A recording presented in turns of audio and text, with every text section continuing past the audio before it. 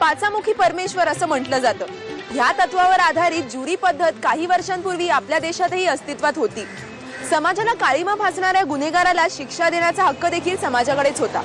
समाजातल्या विविध थरातील 10 जणांच्या बहुमतावर ती व्यक्ती दोषी की निर्दोष हे ठरवलं जात असे. अशाच एका खटल्याचा थरारक अनुभव देणारं नाटक श्री वरदविनायक ह्या संस्थेने नुकतंच रंगभूमीवर आणलंय. नाटक आहे निखारे. पाहूया या नाटकाच्या तालमीची एक झलक.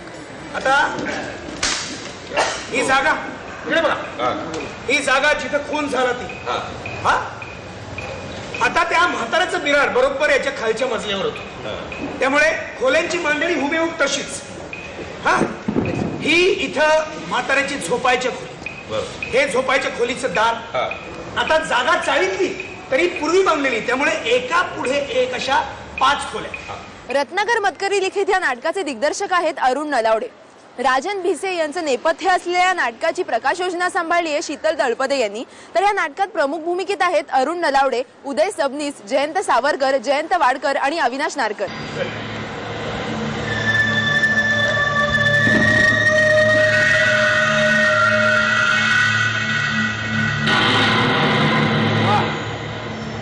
काय पण हुशार आहे तुमची.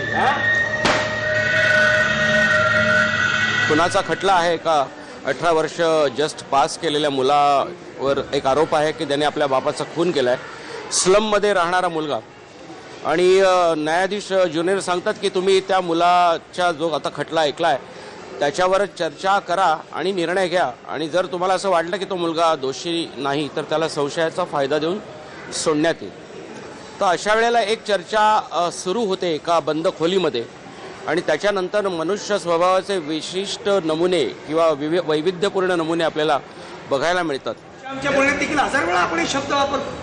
जीव जाईपर्यंत बनवून काढीन, अमुक एक केलंस तर जीव जाईल का, नाही दिलंस तर जीव घेईन वगैरे वगैरे 1000 वेळा हे शब्द वापरतो आपण. पण म्हणून आपण लगेच त्याचा खून करू असा अर्थ होत नाही. काय बोलताय? तो म्हातारा बोलला, पोरगा मोठ्याने ओरडला, मी तुमचा जीव घेईन.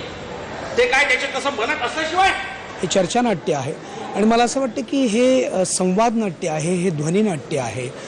की एखादा आंधळा माणूस जरी नाटक बघायला बसला तरी त्याला नुसते डायलॉग्स ऐकून ते संपूर्ण नाटक लक्षात येईल इतपत या नाटकाची ही ताकद आहे बेसिकली. आणि त्यात ते जो एक व्यक्ती जी आपली खऱ्याची आणि सत्याची बाजू ठामपणे मांडणारी जी व्यक्ती आहे, 8 नंबर हे जे कॅरेक्टर आहे ते कॅरेक्टर मी या नाटकामध्ये प्ले करत आहे.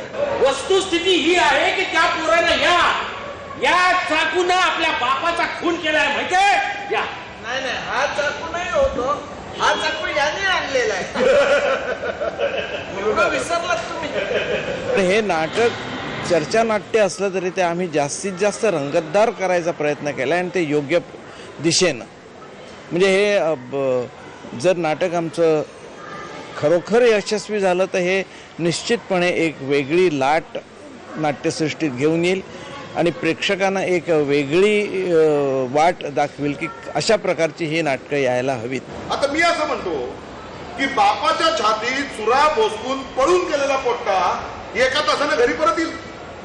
आपल्याला कुणीतरी पकडेल अशी भीती नाही का वाटणार त्याला? हो, चाकू परत न्यायला आला होता. एका तासानं एका तास आम्ही जर का त्याच्या जागी असतो ना तर एका दिवसानं सुद्धा फिरकलो नसतो.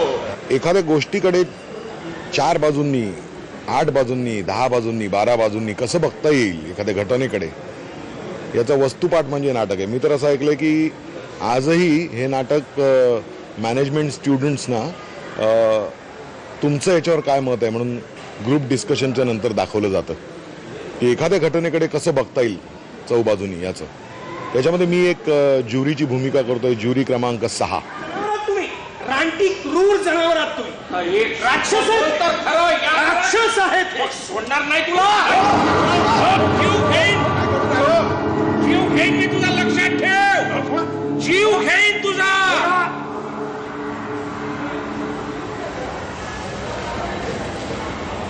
जीव घेईन म्हणजे खरोखरच तुम्ही माझा खून करणार नाही.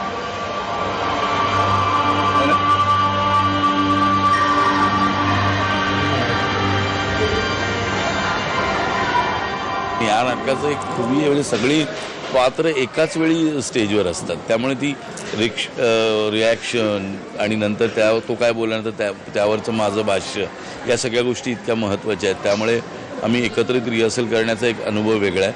हे बघा, त्या मुलाची बाजू मांडायला सरकारने वकील दिलेला आहे, होय की नाही? हा, त्याला जे काही म्हणायचं आहे ते त्यांनी कोर्टामध्ये मांडलेलं आहे ना. मग आता तुम्ही त्याची वकिली कशाला गच्ची करताय? सरकारी वकील म्हणजे काय ऑलराऊंडर नसतो, त्याला सगळं समजायला. हा, आणि शिवाय हा वकील त्याला कोर्टाने दिलेला होता. अरे त्याने काय फरक पडतोय? खूप पडू शकतो, खूप पडू शकतो.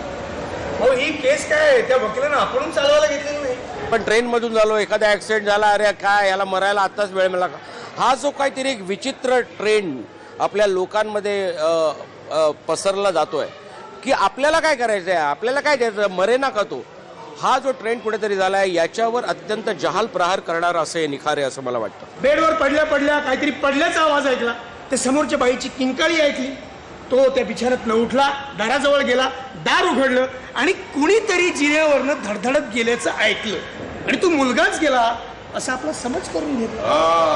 नहीं ऐसा हो सकता है, हो सकता है, हो सकता है, हो सकता है काय हो सकता है. हो, ही लबाडी आहे, लुच्चेगिरी आहे, बनवा बनवी आहे.